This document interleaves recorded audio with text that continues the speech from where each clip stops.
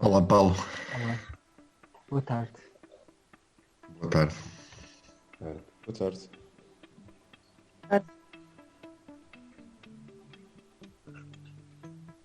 Acho que estamos todos a pensar quem é que começa, não é?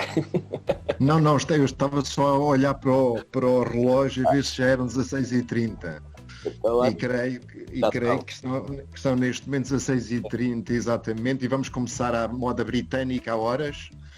Bom, eu queria agradecer, primeiro, antes de tudo, ao Dr. Paulo Ferreira, que se mostrou disponível para esta primeira nossa sessão.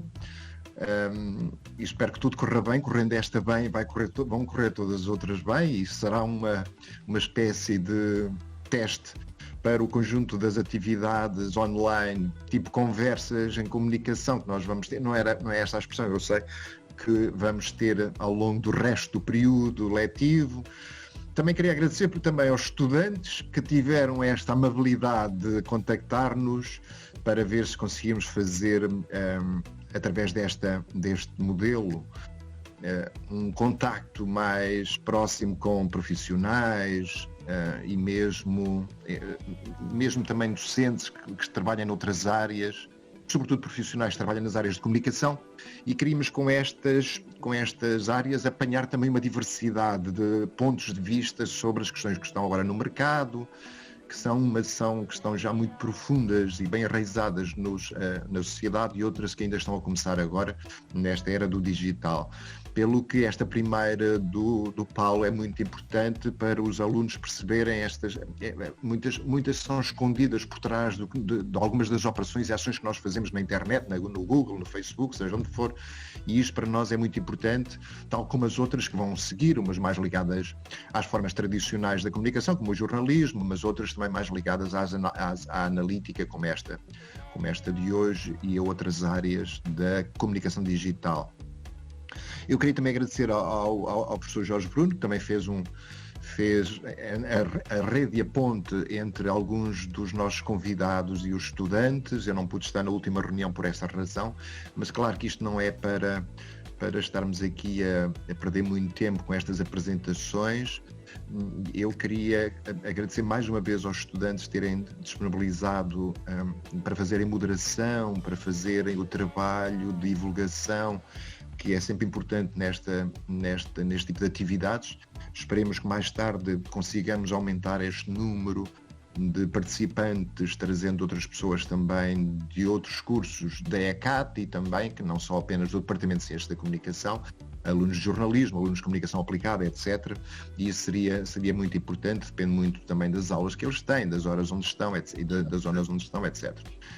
Pelo que eu agradeço a todos. Vamos ver se esta primeira sessão se inicia muito bem. Eu acredito e tenho plena confiança no Paulo, e que vai ser uma excelente conversa com os nossos estudantes. E vou passar, peço desculpa, passo ao Jorge, porque eu não sei quem está hoje na moderação. Som. Margarida Sobral e o Francisco Raposo. Ok, Margarida. Ok, Francisco, vamos. Vamos então começar. Antes de mais nada, boa tarde. Bem-vindos ao Isto é Comunicação. Como o professor Luís Cláudio já nos disse, hoje temos connosco o professor Paulo Ferreira. O professor Paulo Ferreira é licenciado em Sociologia pelo ISCTE e mestre em Ciências da Comunicação pela Universidade Nova de Lisboa. É investigador na área da publicidade online e usabilidade. É doutorando do ISCTE em Gestão, na variante de Marketing, e está a desenvolver a sua tese sobre privacidade nos atuais modelos de publicidade online. Desenvolve a sua atividade profissional na área da implementação e desenvolvimento de soluções tecnológicas para ensino à distância. Profissionalmente, é web designer e analista do Search Engine Optimization, ou então SEO. É coautor do Diagnóstico Social de Freguesia do Parque das Nações. Okay. Então, boa tarde a todos. Antes de mais, se tiverem perguntas ao longo da conversa, vão deixando no bate-papo. Nós vamos tentando obter resposta para todas.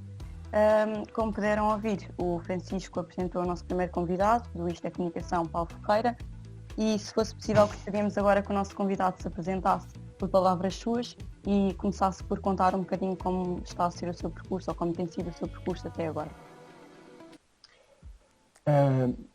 Em primeiro lugar, boa tarde. Vejo aqui algumas caras conhecidas.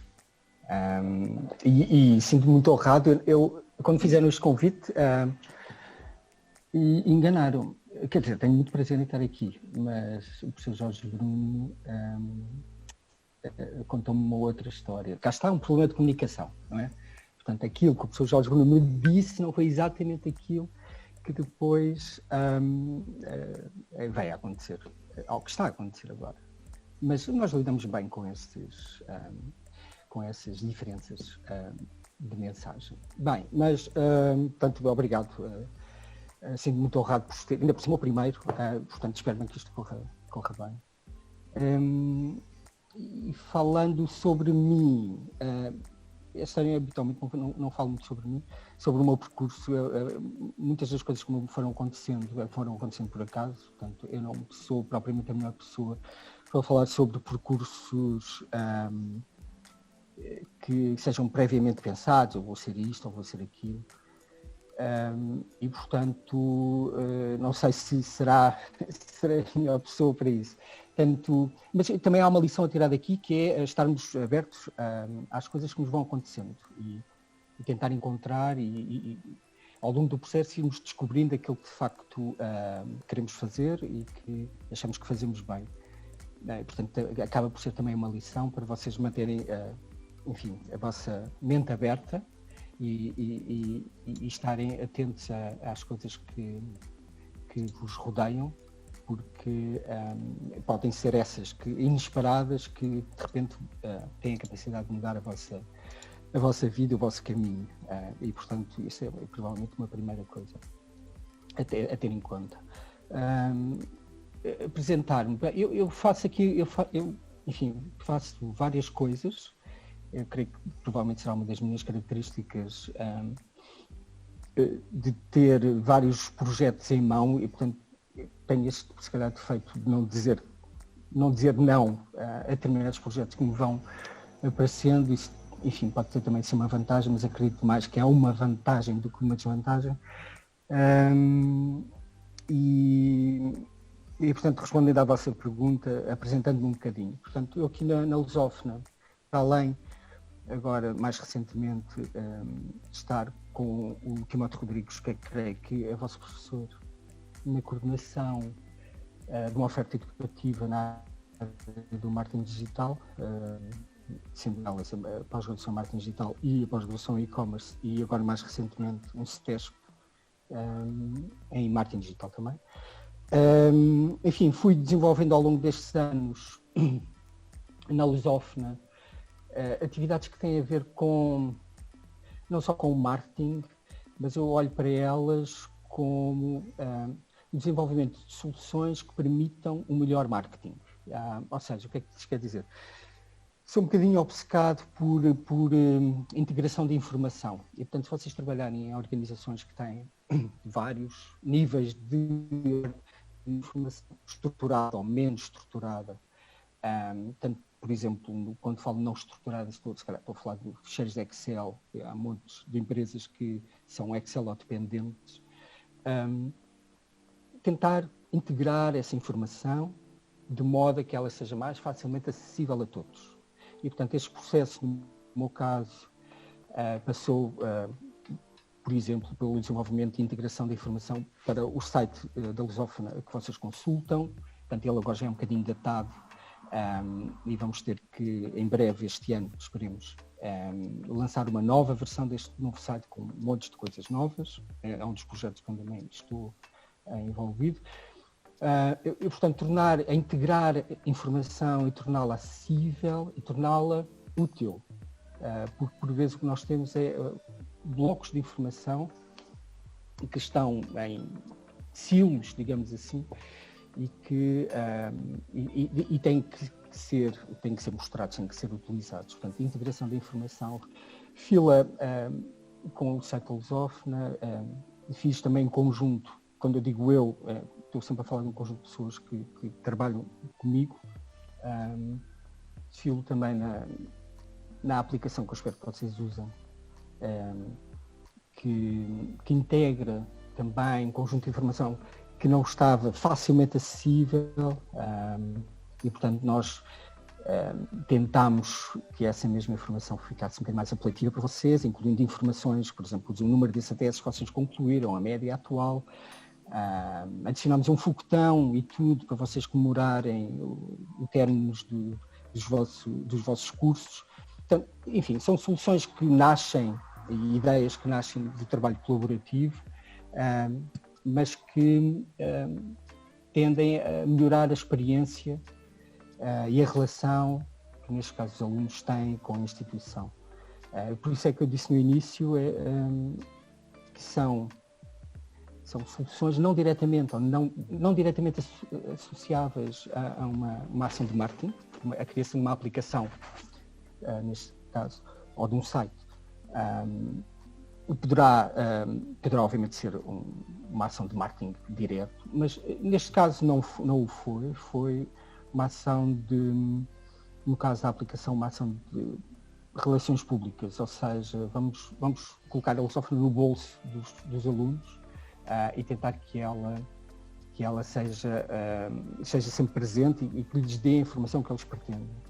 Aliás, a primeira versão tinha um chat, mas o problema, ou nós não o soubemos fazer, ou os alunos não o queriam usar, porque nós descontinuámos essa solução do chat.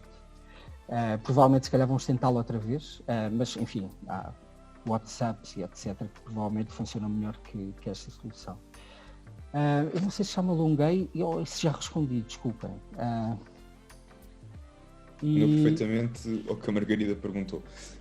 Se calhar, para facilitar, posso já fazer uma questão que é capaz de ser das grandes questões que nós temos. Portanto, o professor Paulo Ferreira é o responsável pelos sites da COFAC, da nossa universidade, bem como do Instituto Politécnico e afins. Portanto, qual é que foi o principal desafio com a criação destes sites? Qual é que foram os principais desafios? Quais é que foram os entraves quando se passou do papel para o online? Eu sou responsável, sou também um dos responsáveis, não sou o responsável. Portanto, há uma equipa a trabalhar para isso. No caso da lusófona, eu não sei se é uma área que vocês gostam. Portanto, fazer um website hoje é um ato de responsabilidade, não é? Porque se eu vos mostrar dados de tráfego do site, no caso da lusófona, temos um número bastante considerável de utilizadores e acredito, posso lançar aqui um questionário aqui no Zoom e perguntar-vos quantos de vocês é que qual foi o processo de escolha associado ao vosso curso. Portanto, eu acredito que provavelmente existiram diferentes fatores, sei lá, amigos, família, vocês próprios, com certeza. Mas depois, como é que foram procurar essa informação? Como é que foram procurar informação sobre que curso é este, ou que outras alternativas é que eu tenho? Quais são as condições, quanto é que eu vou pagar, etc, etc. Provavelmente não andaram a telefonar para as instituições, não sei. Pelo menos numa fase inicial, devido que o tenham feito, enviar cartas também não enviaram certamente, portanto fizeram a pesquisa como hoje se faz quando se tem uma dúvida, não é? Portanto, o que é que vocês abriram? Provavelmente a página do Google e pesquisaram. E ao pesquisar, vocês vão estar à espera de resultados. Esses resultados, como vocês creio que já sabem, ou que creio que devem ter nesta altura, não sei em que ano é que vocês estão, mas provavelmente já tiveram alguma disciplina nesta área. A pesquisa, os resultados de pesquisa, neste caso no Google, vou falar do Google porque outros motores de pesquisa são muito residuais em Portugal. Há um critério, aliás, há mais de 100 critérios que fazem depender o resultado de uma pesquisa. E, portanto, se ela aparece em primeiro, segundo, terceiro e quarto. Há alguns fatores que nós controlamos e outros fatores que não são controlados. Para responder à vossa pergunta, os maiores, neste caso, os maiores desafios, foram 2 grandes desafios, se posso chamar. Um deles foi, como eu disse há pouco, integrar informação. Portanto, o site não pode ser um objeto morto e amorfo, não podemos despejar para lá coisas e pronto, está feito. Ainda por cima de uma instituição de ensino, que é uma instituição dinâmica e que tem conteúdo rico que pode disponibilizar.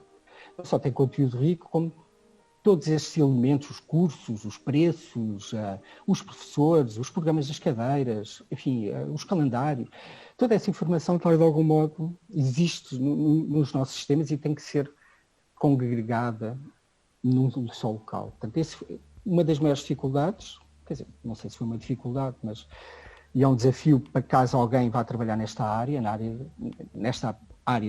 mais ligada ao web design, não necessariamente ao web design, mas à gestão de projetos web, é olhar para essa informação e falar com quem de direito e garantir que conseguimos conciliar essa informação toda de forma dinâmica num objeto. Depois portanto, esse foi um desafio e que foi, digamos, foi conseguido, conseguimos levá-lo avante. E depois, toda uma componente técnica e de conteúdo que tivemos que conciliar, porque, como vos disse, existem N critérios para que o vosso conteúdo possa surgir bem posicionado, não é? Portanto, eu pesquiso licenciatura em Comunicação e Jornalismo. Por acaso vou verificar se de facto isso... É Ciências da Comunicação. Aqui. Ciências da Comunicação. Vamos lá ver então. Se eu pesquisar, por exemplo, um termo, licenciatura em Ciências da Comunicação, vamos lá ver. Ciências da Comunicação. Já agora vou experimentar.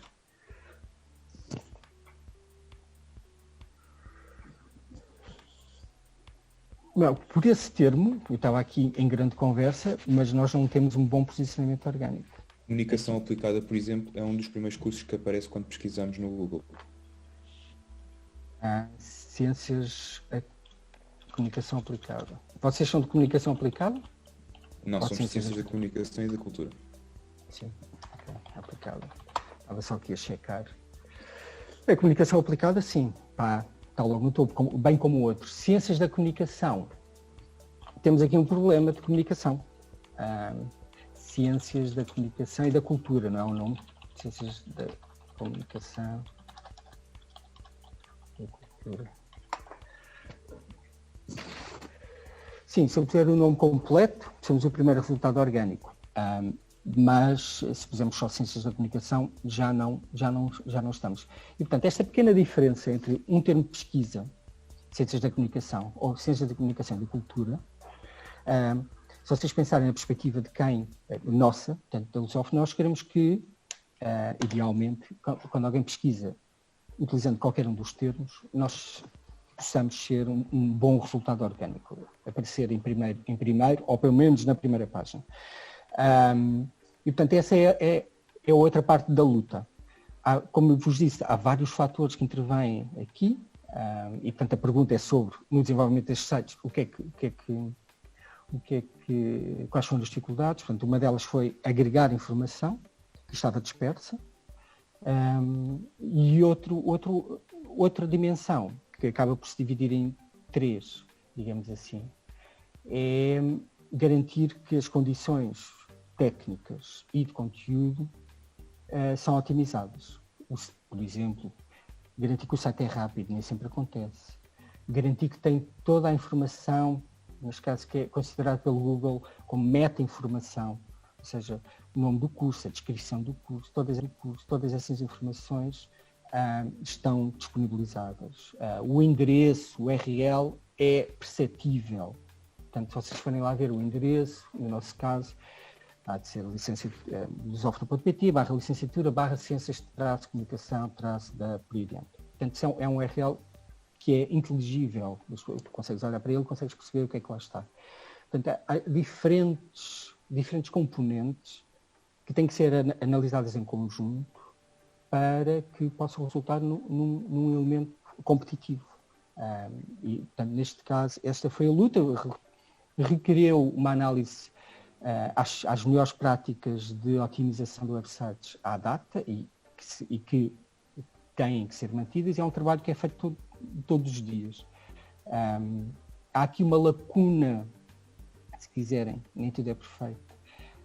Há uma grande lacuna da nossa parte que nós podemos explorar e, portanto, é uma área que toca diretamente à vossa formação, que é a produção de conteúdo, porque o Google utiliza sinais, e que também são vários, e um desses sinais, ou um conjunto deles, pelo menos, são conteúdo, por exemplo, textual, que de algum modo possa ser útil aos utilizadores.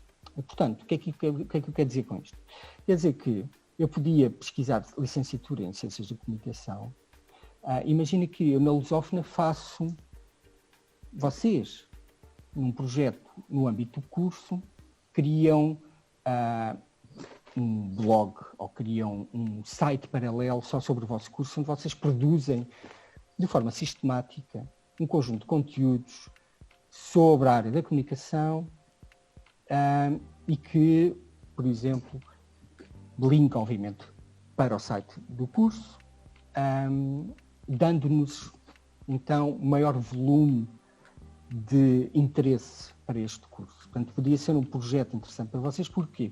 Porque da nossa parte, naquilo que é a direção de marketing, é difícil nós fazermos este trabalho de gerar conteúdo orgânico. Quando eu digo orgânico, é um conteúdo natural que não é necessariamente associado a uma instituição. Portanto, isto chama-se um bocadinho de marketing de conteúdos, ou seja, vocês produzirem conteúdos que é útil aos utilizadores quando estão num ato de pesquisa, mas que servem também uma dupla função, que é remeter a pessoa para o sítio que nós queremos. Isto tudo sem ser demasiado óbvio, não diria óbvio, mas sem ser ostensivo, ou seja, eu estou a fazer isto para te levar ali. E, portanto, teremos que ter, como nos sentimos quando às vezes estamos a ler um artigo no jornal e de repente, eles agora já não fazem isso, e de repente estamos a ler um artigo e percebemos, mas isto é publicidade, foi pago por alguém, banco.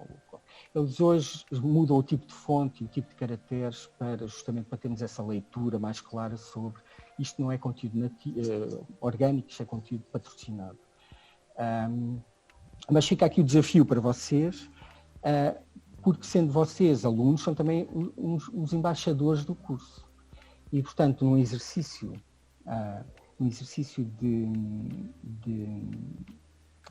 daquilo que será a vossa futura profissão na área da comunicação, exercitar isto, falando e produzindo conteúdo que nos possa ajudar a subir mais no ranking orgânico disto. Portanto, não sei se me alonguei mais uma vez, desculpem lá. Não. Disperso-me um bocado. Esclareceu bem. Então, falando em desafios, nós temos aqui a primeira pergunta do nosso público. A Sofia Sá pergunta: qual foi o maior desafio profissional que já teve? Isto também era uma das perguntas que nós tínhamos, nós, já que é profissional, é no web design, queríamos saber se contribuiu ou se realizou algum projeto também a nível de web design. Eu se calhar tenho que atualizar essa minha biografia, porque o web design ocupou uma parte da minha vida, mas agora provavelmente já não é tão central. Eu agora se calhar trabalho mais numa parte, se calhar um bocadinho mais invisível, que é a parte de juntar as pontas, olhar, ou seja, eu vou precisar de um conjunto de pessoas que têm um conjunto de valências, um conjunto de conhecimentos, eu preciso de as juntar para conseguir fazer algo, não é? Por exemplo, a aplicação web que vocês usam. Foi também um grande desafio, continua a ser, não é? E agora com esta questão da testagem do Covid, que nós estamos a fazer atualizações para que vocês tenham acesso à situação do teste, etc, tem sido também um desafio, porque, enfim, as coisas estão sempre a mudar com isto da testagem, E nós temos que adequar essas alterações àquilo que vocês vão ver. Portanto, neste caso o ecrã, não sei se vocês já viram, mas tem lá um ecrã a dizer testagem, rastreio, qualquer coisa do género. Portanto, isso teve que ser desenhado, por exemplo, esse ecrã é desenhado pelo vosso professor Timóteo Rodrigues, é programado por um colega nosso que faz, que é developer de aplicações, a modelação de base de dados é feita por outra pessoa, a coordenação desse projeto é feita por uma outra pessoa, enfim, depois isto tem que ser tudo, enfim, compactado num objeto final que fica ao vosso serviço. Okay? Vocês tiveram que preencher um questionário, tiveram que ir lá andar, portanto, enfim, tudo isso não é alguém que senta e faz um site. Okay? Portanto, são representações, tudo que vocês veem resulta, bom, obviamente, se for um blog, pode ser feito por uma só pessoa, mas a este nível as coisas não são feitas por uma pessoa, são feitas por várias pessoas. E por vezes há grandes problemas de comunicação. Posso dar-vos um exemplo. Se vocês já preencheram o formulário, não sei, já preencheram o formulário, aquele da testagem, já preencheram. Recebemos e-mail com essas informações todas, com os ecrãs que vão aparecer, com isso tudo. E conseguiram preencher o formulário? Sim. Na maioria dos casos, ok. Tivemos muitos e-mails de pessoas que chegavam, portanto, começavam a preencher o formulário. A Nelma está a falar. Vem com...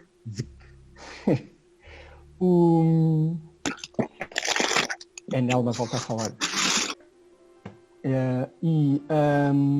O que é que vos ia dizer? Quando vocês preenchem o formulário, né, fazem um login com os vossos dados. Portanto, esse foi o primeiro desafio, que é, independentemente do vosso perfil, esse login tem que ser feito.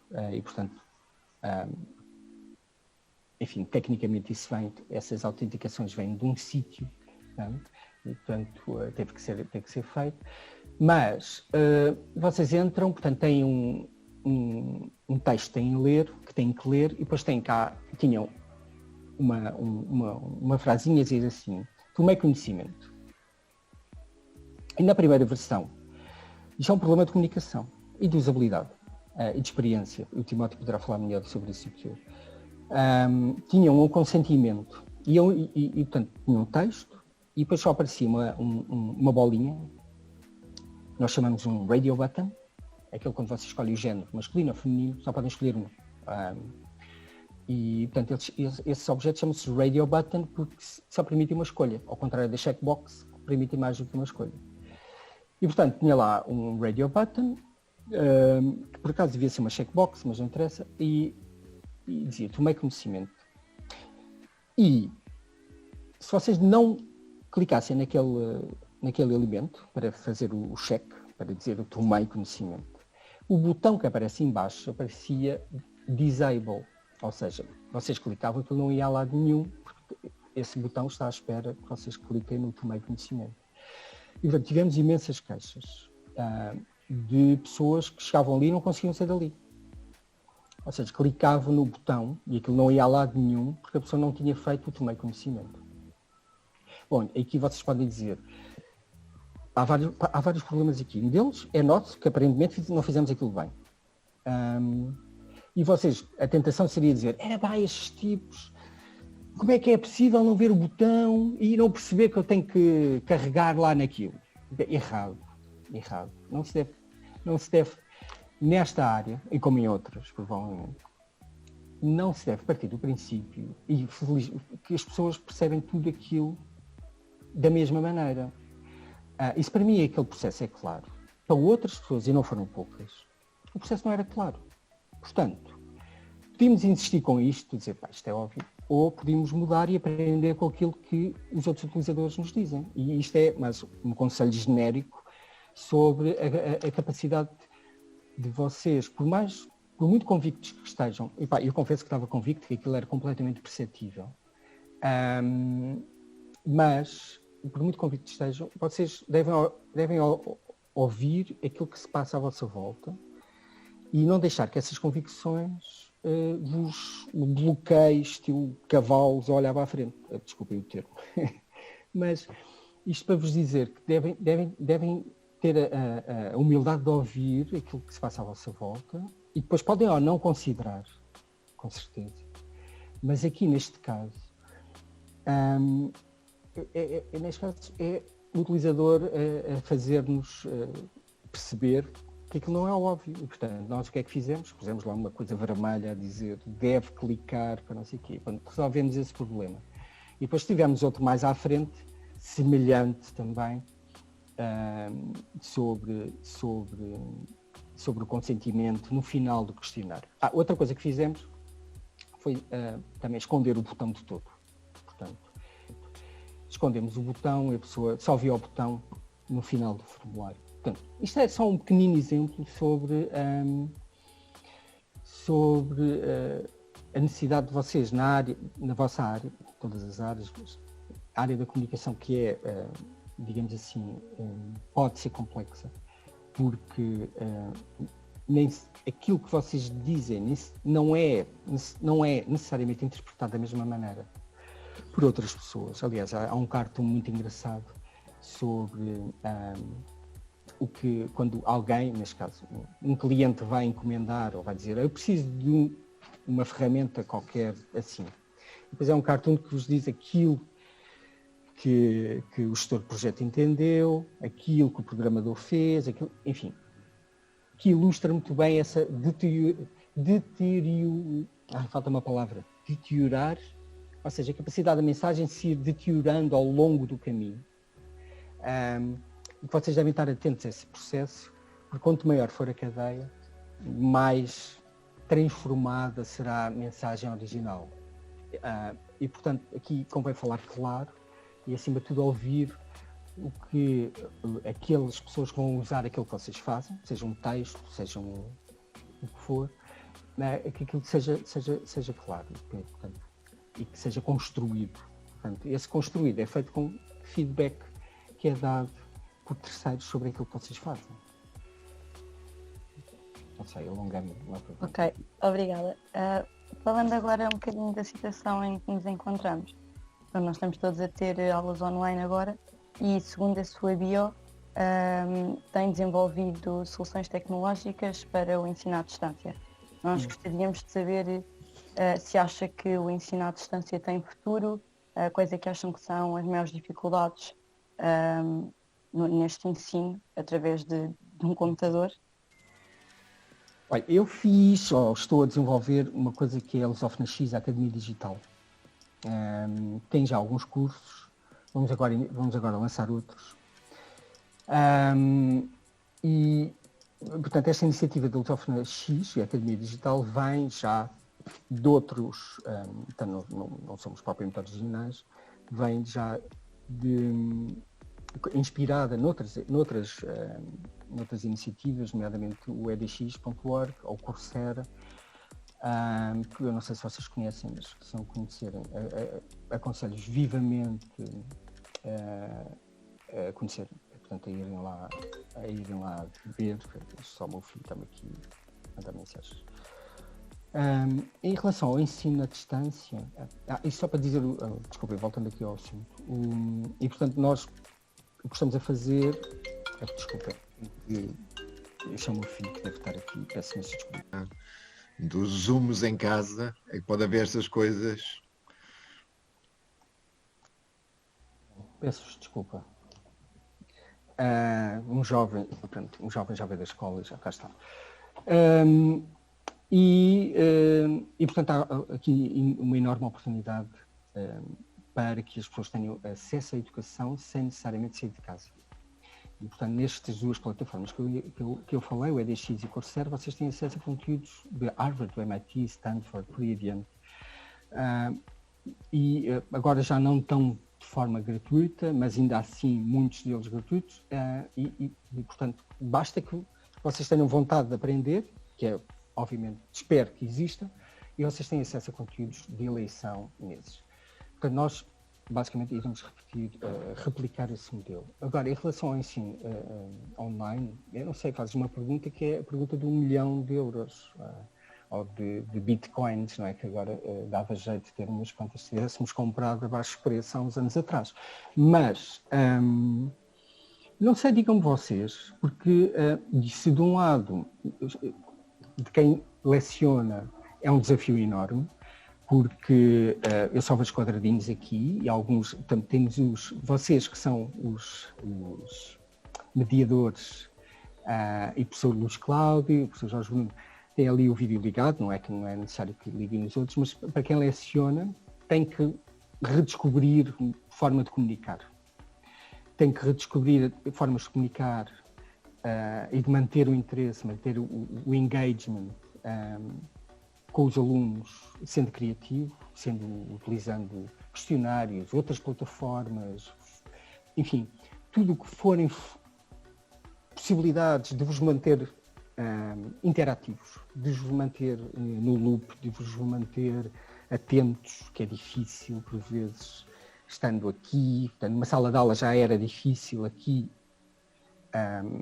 creio que por vezes será bastante mais. E o problema é se os docentes replicam modelos de ensino que vêm da sala de aula, que é um dos grandes problemas. Não há, enfim, isto foi tudo muito rápido e, portanto, o que tivemos a primeira pandemia, eventualmente agora, é replicar modelos que vinham da sala de aula para aqui. E estamos a falar de um meio diferente e, portanto, dá asneira. Portanto, esse é um dos grandes desafios, de saber como é que eu transformo um conjunto de conteúdos que tinha isto bem pensado e que falo em sala de aula e tenho uma interação face a face e para um meio em que isso não acontece. É uma coisa inócua, só vemos quadradinhos, e portanto esse é um grande desafio. Do vosso lado, eu não sei, digam-me vocês, porque eu não sei quanto à vossa experiência. Eu posso falar dos meus filhos, enfim, eles parecem cansados disto, cansados de não estarem com os amigos, cansados de não estarem nas salas de aula, de gozar com o professor e de, enfim, de baldar-se às aulas, porque agora nem sequer dá gozo baldar às aulas, não é? Eu fico em casa, mais vale ir. E portanto acho que eles sentem saudades disso e acho que o ensino ganha muito se for presencial. Mas não sei, vocês poderão falar melhor do que eu daquilo que são os vossos próprios desafios neste modelo. Eu acho que isto é capaz de estar para ficar durante mais... Quer dizer, não é para ficar, o modelo mudou. Isto mudou, fez um switch e, portanto, não sei, vai ficar diferente. Vão continuar a ter aulas presenciais? Certamente que sim. Mas há muitas situações em que as instituições de ensino provavelmente vão optar por um ensino à distância em algumas situações. Não sei, mas isso provavelmente estará na tutela, ou seja, no Ministério da Ciência e do Ensino Superior, essa decisão. Mas creio que as coisas não vão ficar iguais. Não vão ficar iguais. Mas temos muito a aprender com isto. Portanto, não há nada que possamos fazer para inverter esta lógica e, portanto, temos que aproveitar e fazer coisas diferentes.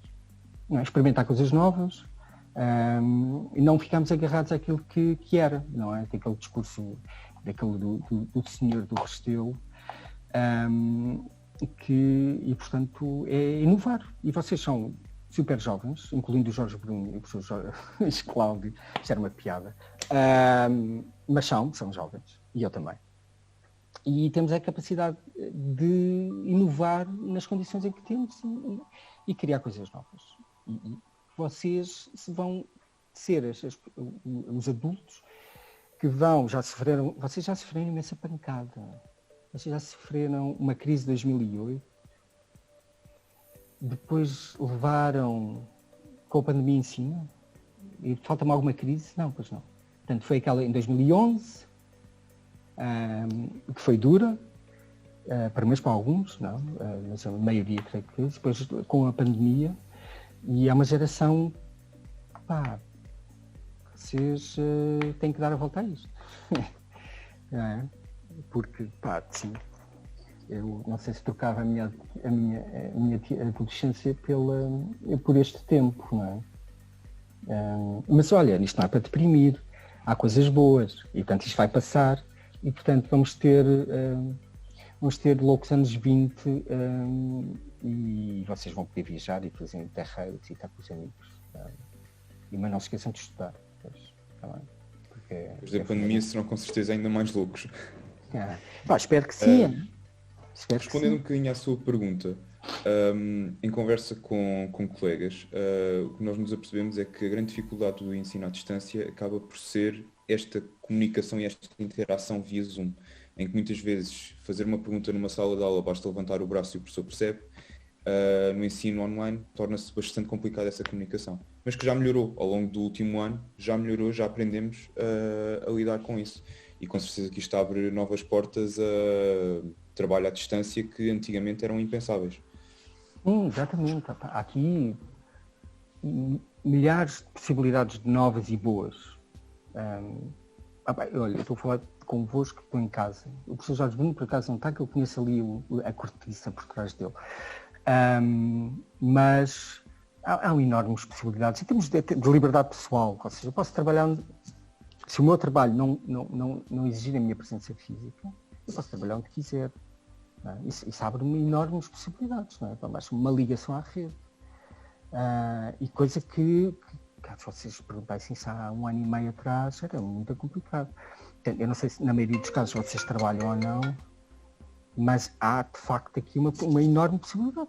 Vocês podem trabalhar para qualquer empresa sem necessariamente ter que deslocar para lá. E isso é uma vantagem competitiva para o vosso futuro em termos de mercado de trabalho. E portanto é uma abertura gigante. Isso pode ser bom. Em relação à literacia sobre as tecnologias, esta levantar a mão, esta ética de ter o som desligado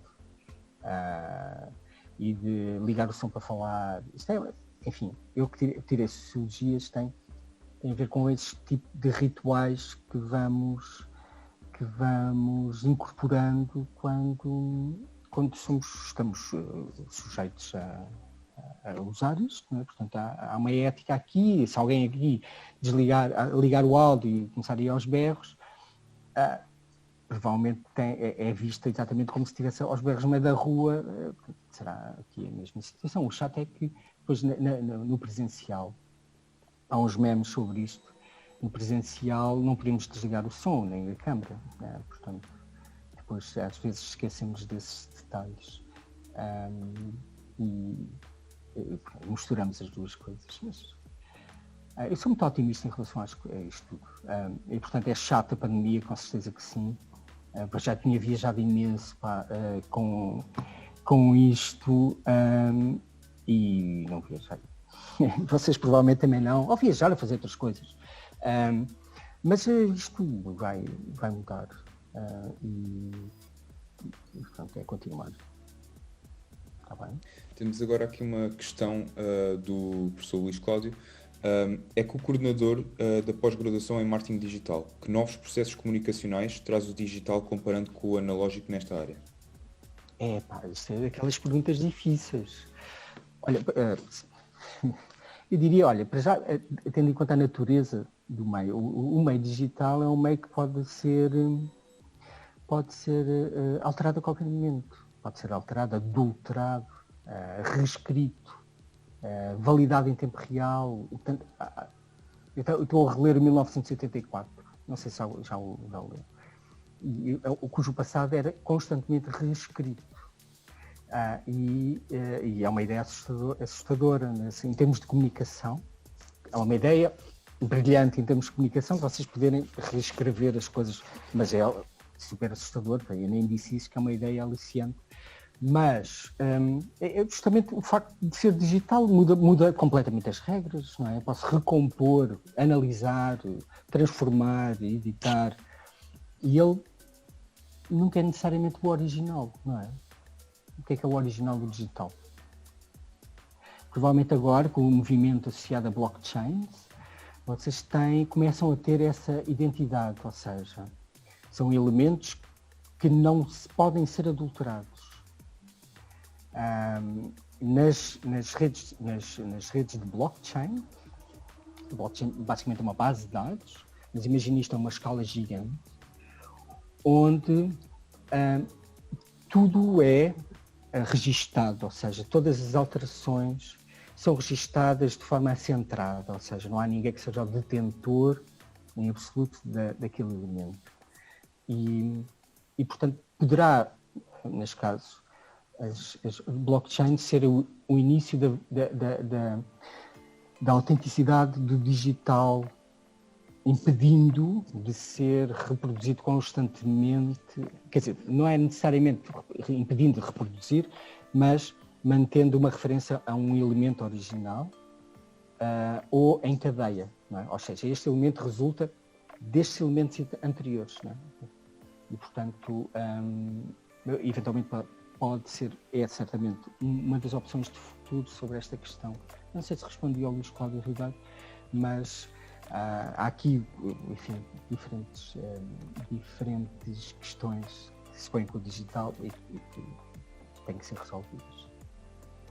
Mas tem coisas boas, claro que sim, não é? Eu posso alterar uma mensagem em tempo real com base no feedback que vou recebendo. E aqui o vosso professor Timóteo, que trabalha mais na parte de anúncios e que sabe mais sobre esta questão do que eu, mas os anúncios, por exemplo, de texto que vocês veem, eles podem ser avaliados em tempo real e alterados consoante o feedback que os utilizadores fazem deles. Entenda-se, por exemplo, cliques e etc. Esta mensagem não está a passar bem. As pessoas não percebem, não clicam. Vou alterar. Enfim. Um bocadinho também relacionado com a pergunta que o professor Luís Cláudio fez. E também relacionado com o marketing. Como nós sabemos, qualquer coisa que nós pesquisamos na internet hoje em dia, a seguir temos anúncios exatamente relacionados com a pesquisa que fizemos. E também relacionado com o exemplo que deu do livro 1984, teme um domínio da internet por parte de empresas como Google e Facebook, em que, se for preciso, um dia acordamos e se for decidido por parte da Google que na internet não existem, por exemplo, bananas, então não existem todos os bananas porque não há registro de bananas? Espero que não, sinceramente. O monopólio destas empresas já existe, é um facto. Okay? E nós vivemos dependentes desse monopólio. Portanto, o lema da Google é "Don't be evil", mas eu acho que eles, em muitas circunstâncias, são evil.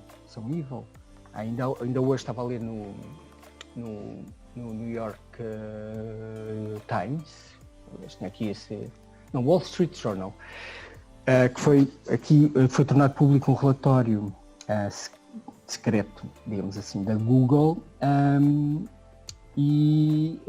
que basicamente fazia com que os anúncios da rede da Google fossem mais vistos que os anúncios de outros concorrentes. Isto no que é o ecossistema da publicidade online.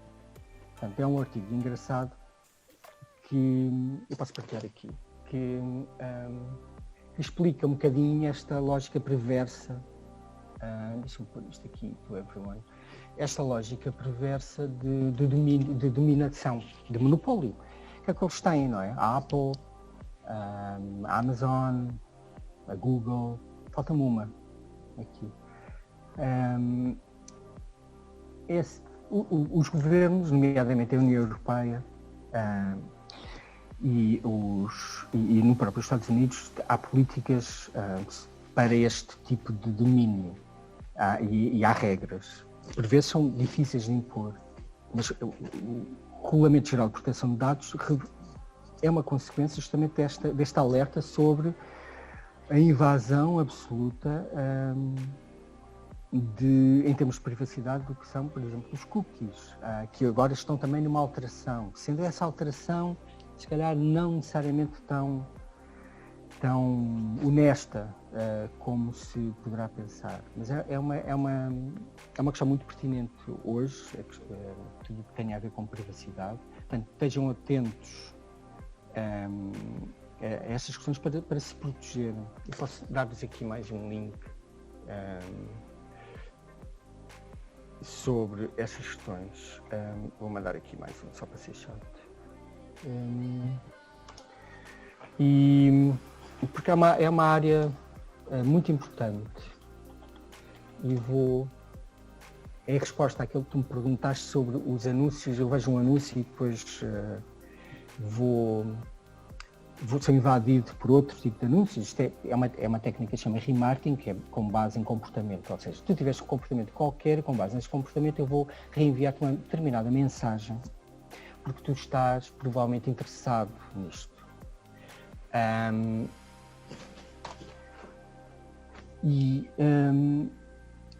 Com a eliminação ou a alegada eliminação dos cookies de terceiros, cookies de terceiros são basicamente quando vocês entram num site é colocada uma informação textual no vosso browser.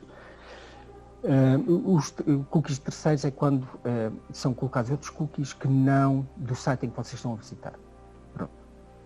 Genericamente, para poderem partilhar informação sobre o vosso comportamento, para vos vender anúncios ou vender o que quer que seja. E com alegadamente esses cookies de terceiros vão, enfim, ao longo deste ano, não tenho data, não me recordo, mas essa política vai ser alterada nos próprios browsers. O próprio Google já disse que nós não vamos ter esse tipo de cookies. Vamos fazê-lo de outra forma, com base em audiências semelhantes. E um dos artigos que eu vos mandei é justamente um exercício de como é que essas mesmas audiências são feitas. Neste caso, o fingerprinting do vosso browser. Se vocês quiserem, tiverem curiosidade, vou mandar-vos aqui mais outra coisa, que é vocês para terem noção de que informação é que vocês passam nesse processo. Fingerprinting é simplesmente indicar para a rede, não é quem são vocês, mas características anónimas sobre vocês, ok? E portanto este último link que eu mandei permite vocês terem acesso àquilo que existe sobre o vosso browser,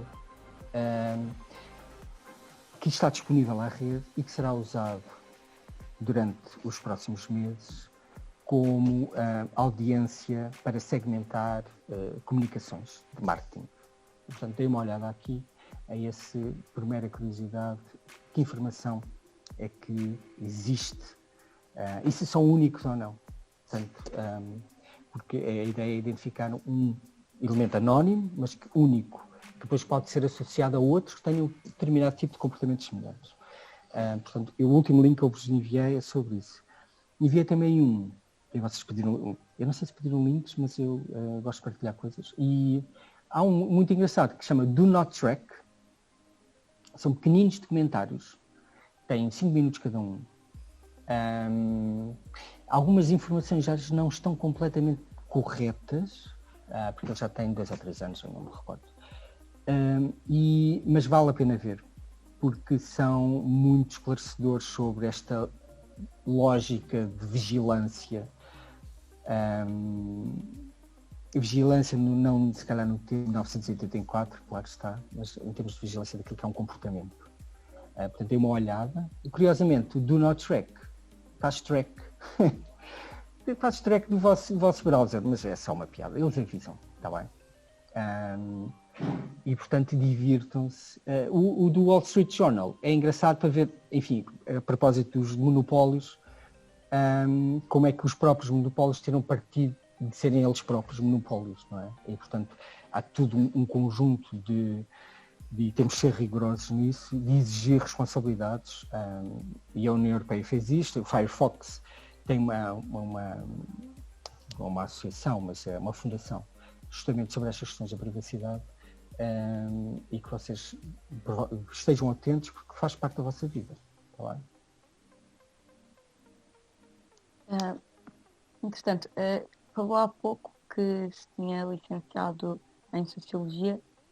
Sabemos também que tirou o mestrado em Ciências da Comunicação e da Cultura e está a acabar o doutoramento em Gestão. Pronto, não é muito fácil nós escolhermos uma área antes de licenciarmos tão novos. Eu gostava de saber se como é que foi essa escolha, o porquê de Sociologia e depois ter passado para Ciências da Comunicação e da Cultura e depois para a Gestão? Se achou que havia alguma ligação entre as 3 áreas, se quis experimentar vertentes diferentes? Pronto. O que eu queria mesmo era um curso que já não existe, que era Filosofia Variante de História das Ideias. Mas depois não consegui entrar. Eu fiz aquilo na altura da PGA, e aquilo não correu bem. E depois não entrei. E fiquei chateado, porque tive que fazer outras coisas.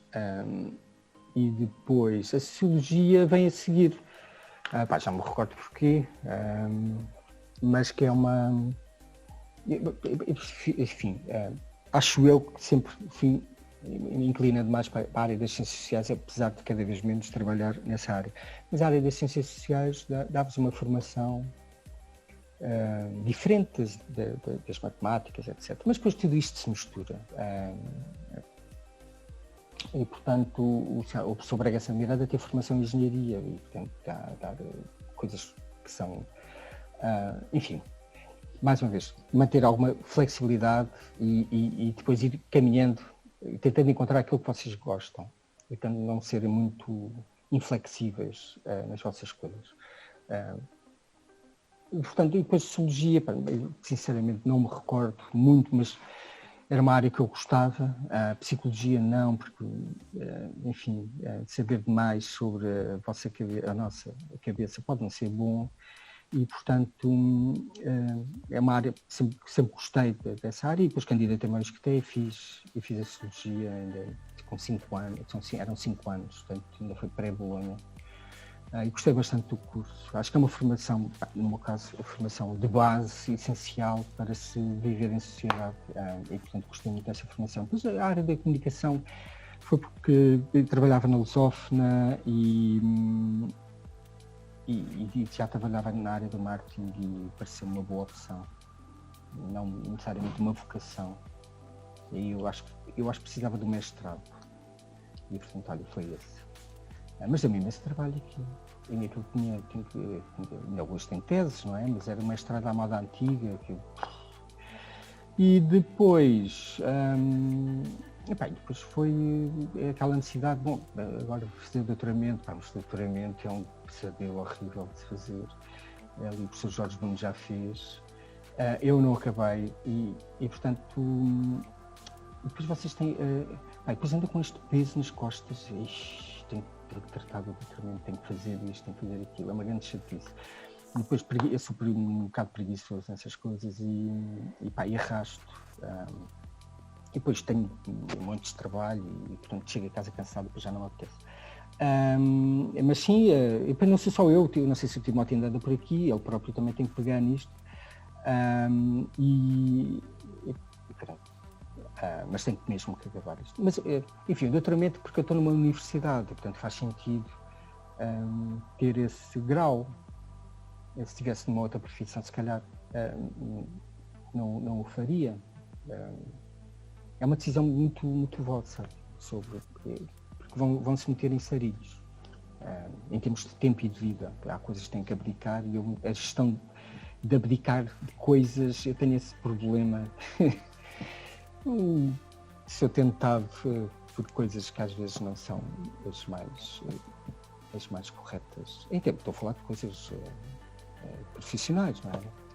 Ponho coisas à frente que... Olha, procrastinar. Conhecem o termo? Vocês têm que combater isso como se não houvesse amanhã, ok? Procrastinar, não. Está bem? É o que eu faço. Quer dizer, eu procrastino. Mas tendo a fazê-lo cada vez menos. Está bem? E, portanto, não se deixem levar isso parece aquela história dos 7 pecados mortais. Não se deixem levar pela preguiça.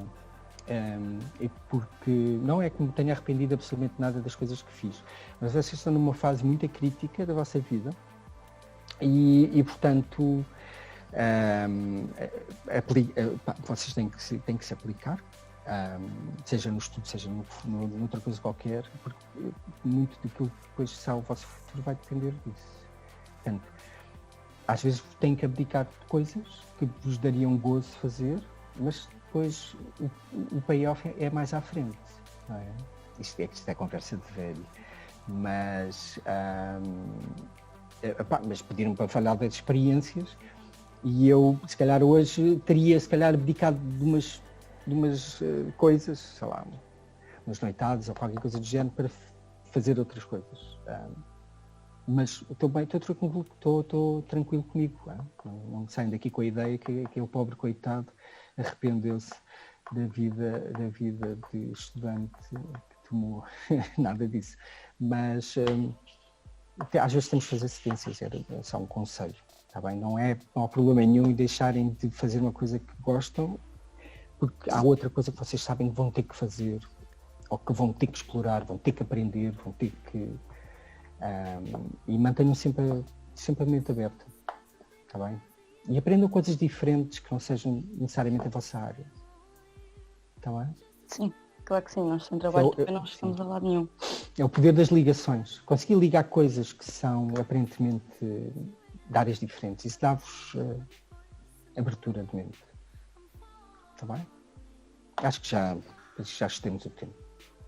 Sim, nós temos aqui só uma última pergunta da Sofia de Sá, que é de todos os projetos que já fez, qual foi o que mais gostou? O que mais gostei? Projetos na área de... eu gostei muito de fazer... ainda gosto a aplicação que vocês usam, eu gosto bastante de a fazer, apesar daquilo às vezes dar uns problemas, temos que dar umas cabeçadas no nosso developer, que por acaso é careca, provavelmente porque fez esta aplicação.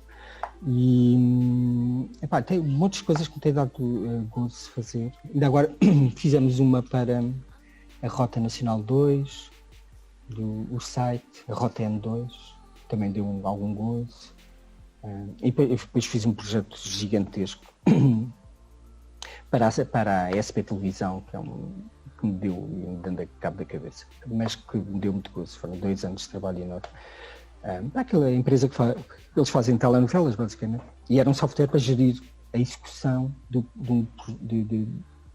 realização de telenovelas, que é um processo demente. Vocês não têm noção da complexidade que é produzir uma telenovela e da quantidade de gente que trabalha naquilo. É um absurdo. E eles faziam aquilo com Excel, não é? Curioso. Deixaram de fazer. Mas sim, foi um gosto particular fazer isso, mas deu um imenso trabalho.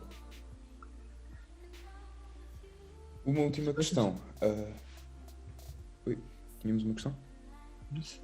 Sei, digam-me vocês. Uma última questão. Nós pedimos aos nossos convidados que nos tragam sugestões. O professor Paulo Ferreira já trouxe bastantes até. Tem mais alguma sugestão de algum livro, de algum documentário dentro do tema?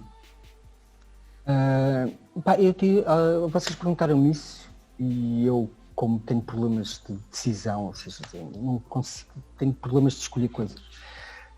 Mas há um livro muito engraçado que eu já o li, já o reli, e eu acho que é fantástico para a vossa... Eu vou mandar aqui o link. E que eu acho que é para a vossa área, e não só para a vossa área. Por aqui. Espera aí, só um bocadinho. Isto aí. É um livro que se chama Made to Stick. Já pus aí. Made to Stick. Ou seja, feitos para colar. E ele é um livro muito giro que tem imensas experiências de coisas concretas, que discute porque é que há ideias que ficam e outras não. Sim, toda a gente, ele dá um exemplo, vários exemplos, ele divide depois aquilo em vários capítulos, tudo com coisas que vocês já conheceram. Toda a gente conhece aquela história da pessoa que é raptada e depois lhe rouba um fígado, qualquer coisa já ouviram falar disso ou não? Toda a gente já ouviu falar dessa história. Isso é uma delas, é um dos exemplos. Que propriedades é que essa história tem para que seja, toda a gente saiba de alguém, com um primo de um primo, de um amigo, que não sei o quê. E portanto, este é um livro é um exercício sobre essas histórias. sobre porque é que há coisas que ficam na nossa cabeça e outras não. Na área da comunicação, isto é um processo fundamental, porque isto, no extremo, é como comunicar. Como é que eu posso comunicar uma ideia? Okay? É um livro pequenino e que se lê muito bem. Acho que não há tradução em português, mas é um livro já antigo. Tem 10 anos. Está bem? Mas aconselho vivamente, porque é muito, muito giro. E lê-se bem na praia. É pequenino. Está bem? Ok, obrigada. Acho que damos assim por encerrado a nossa conversa. Queria agradecer ao professor Paulo Ferreira por ter respondido a todas as perguntas e por ter estado aqui presente. Entretanto, vai haver uma próxima edição, dia 20 de Abril, é a próxima terça-feira, com o Ricardo Cardoso, que é um estratega de marcas. Quem quiser assistir, nós vamos acabar por partilhar nas redes sociais e o professor Jorge Bruno também deve enviar o e-mail da reunião. E pronto, obrigada a todos por terem estado presentes. E é isso. Obrigado, Will. Muito obrigado, professor Paulo Ferreira.